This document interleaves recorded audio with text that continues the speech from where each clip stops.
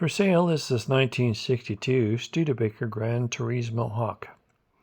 It has the original 289 Studebaker engine. It has the original engine block. The heads have been rebuilt, and the other engine components are either rebuilt or replaced with new components. It is in excellent running and driving condition. It's a daily driver and needs to be driven. Loves to be driven.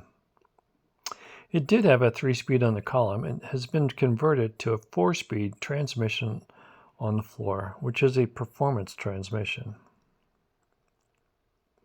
All the body work was professionally done. The panels were all removed. There was no rust on the original vehicle. There's a custom two-tone blue paint job. It has custom wheels with caps.